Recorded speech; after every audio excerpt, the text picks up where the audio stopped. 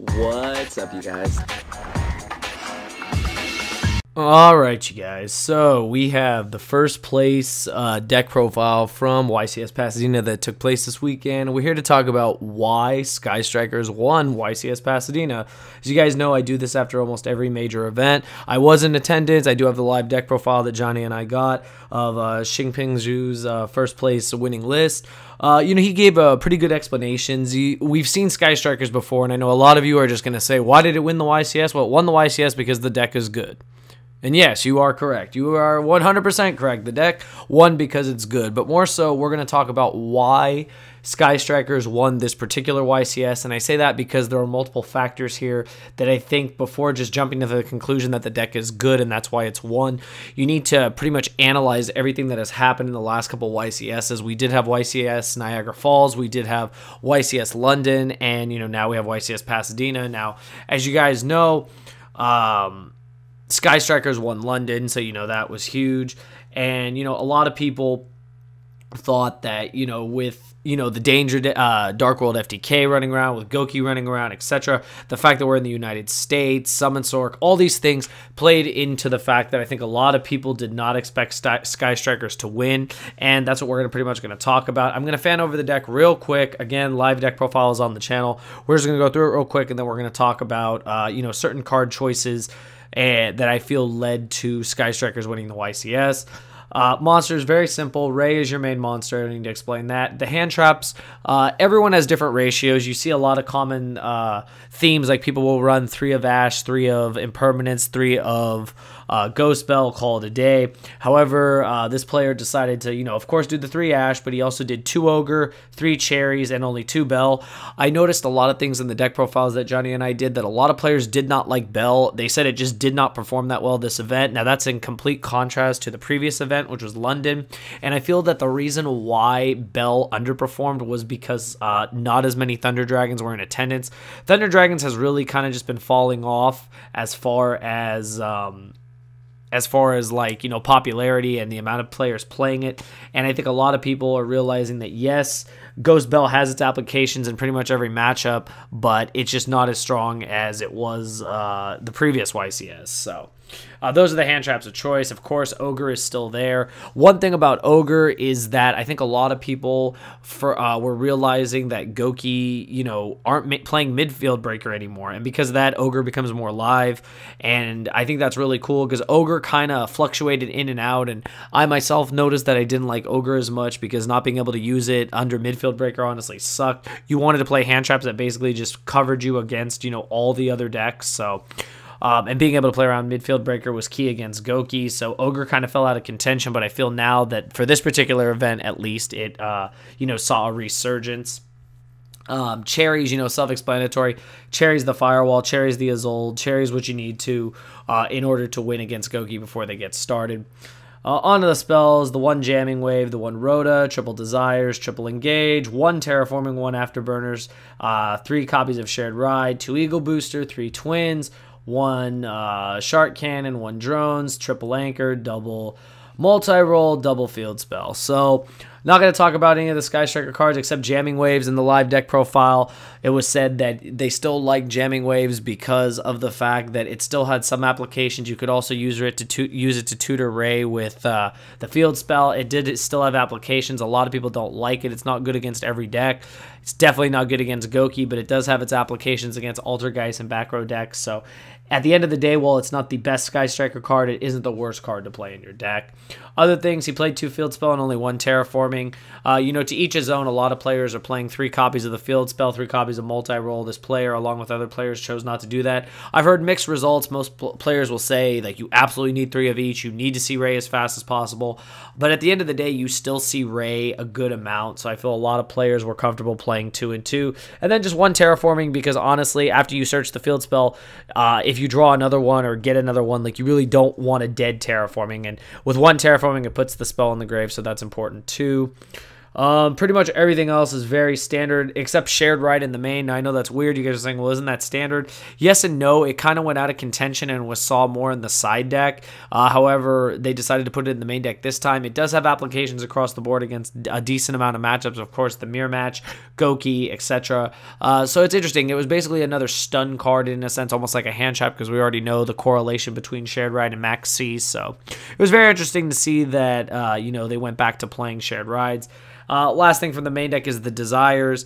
They wanted to play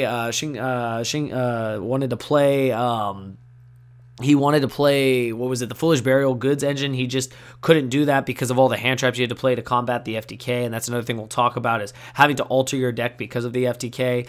And instead, he just played Desires. He said it's the most, go-to, like, draw engine you can have. It's live at all times, so being able to resolve Desires, get a +1, being able to draw 2 cards is really important. So that pretty much covers the whole main deck. Extra deck, I'm not going to talk about anything. This is all standard stuff. The only thing that might stand out is he does play the 1 Omega because he plays Gamma and Driver in the side deck. The only question I asked him in the live deck profile is why he chose not to play Gumbler. He decided to play Isolde. He said that usually by the time you're cherising Gumbler, it's usually too late, so hitting the Isolde makes it to where they don't even get started, so that makes sense, and also Firewall against the FTK. So other than that, the rest is all self-explanatory.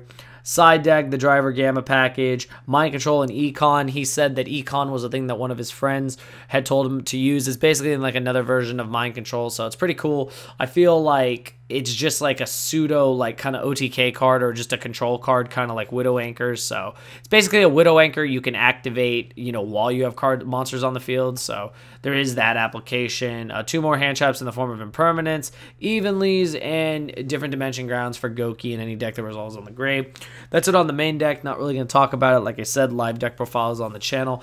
Now, why do I feel this deck won? Now, this is where the real, meat of the video is. If you think about it, Sky Strikers have performed very well the last couple events. They still see a decent amount of representation. They do see good representation in Top Cut. And besides that, in North America, and the thing a lot of people were taking into account is Summon Sork was legal. So everyone thought Goki was going to be the way, that people were switching back to Goki because, comboing your opponent, you linking your opponent, Gumblaring them for 4 or 6, depending on your build with Aqua Dolphin, etc., was insane. So, most people thought they were going to play Goki. A lot of players switched to Goki, while some players, kept with Sky Strikers. The thing with Sky Strikers is that the deck is very consistent. The deck does play a lot of hand traps, but it also plays a lot of ways to come back. I mentioned how many copies of Ray there are in the deck, so that's really important as well. And other things that you can notice is that the FTK was barely anywhere to be seen in the Top Cut. I believe there was only one person in the top 32 that topped with the Danger Dark World FTK. And you guys may be wondering, how is that possible? The deck saw such good representation at London.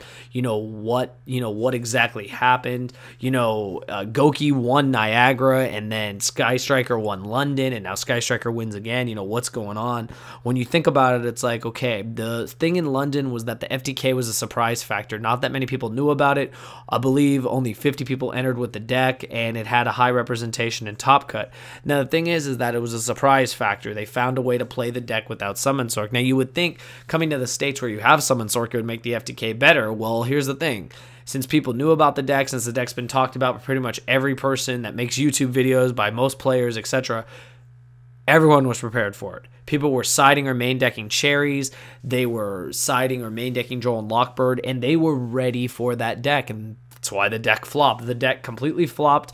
Like I said, I believe it only had one person playing it in the Top Cut. You can't count the number 86 deck. Yes, I know in a sense that's like an OTK, FTK, but it actually, creates monsters and, doesn't do an infinite loop. It makes number 86. So that's very different from the Danger Dark World FTK. But the thing is that a lot of people were prepared this time. They were more prepared for the deck, and they were ready to Cherry's Firewall. They were ready to Joel and Lockbird use so that you couldn't continue on with your dangers and the rest of your deck. They were ready to, basically cut you off from your turn and then, beat you and set up a game that you couldn't break yourself. So I feel that that was one of the main reasons why the FTK was not the winner of this event, and that's why Sky Strikers could win, is that they have a very good control game with their hand traps. They have their ability to play Ray, play Engage multiple times in a turn, draw extra cards, set up advantage, just Widow Anchor the opponent to death, and then just win.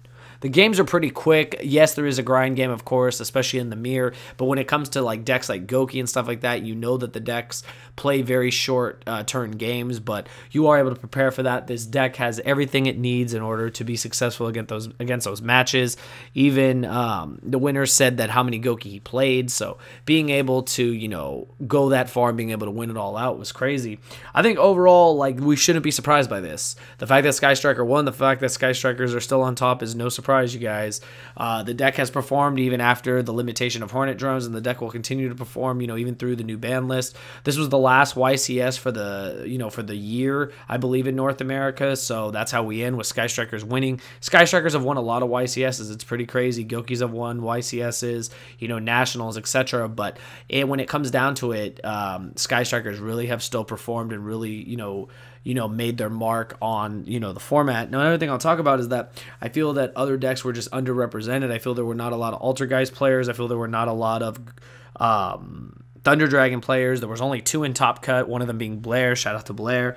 And he was playing Dino Thunder, so he wasn't even playing pure Thunder Dragons. So it's pretty crazy when you think about it. Thunder Dragons were hyped so much, and you would think their matchup against Striker is really good. But you know what? When you look at these decks, you see how prepared the Sky Striker players are with cards like Mind Control, Enemy Controller, Impermanence, Widow Anchor, etc. They have so many tools at their disposal to take down Thunder Dragons. Altergeist already have a good Thunder Dragon matchup that, you know, at the end of the day, they do actually suffer when playing against these decks, whereas you would think they would have a good matchup. Same goes with Altergeist. I love Altergeist to death. That's a deck I played, but again, you have to account for the fact that most decks do have multiple copies of Twin Twister, either in the main or side. They have other forms of back row disruption, and they also have Evenly Match, which of course can spell lights out for a deck like Altergeist and Draco, etc. But overall, I'm not surprised. Sky Strikers won. I think the build was very good. I think even though a lot of people don't agree with cards like Desires, they don't agree with cards like Jamming Waves, when you hear the explanations in the live deck profile, which I reiterated here, it does make sense. The deck was prepared to play against Goki. The deck was prepared to play against the Mirror, and it did just that, and that's why it won. So those are just my thoughts, you guys. Let me know what you guys think in the comments below. Why do you feel Sky Strikers won YCS Pasadena? And you don't need to give me the obvious reason. I know the deck's good. Do you feel that people were just overly prepared for the FTK? Do you feel that they were overly prepared to play against Goki and all the other decks like we have all format? And what do you feel, you know, will continue to push Sky Strikers into the next format? With a new list, we don't know if there'll be any more limitations on Sky Striker cards, but we do know is that even with the limitations in Japan, the deck is still performing, so it's one thing to take into account that this deck may still be around after the next list. But anyways, I'd like to know your thoughts in the comments below. Please smash the like button if you enjoyed this video, and let me know your thoughts on YCS Pasadena. That's all I got to say, you guys. Give it a thumbs up, and thank you for watching.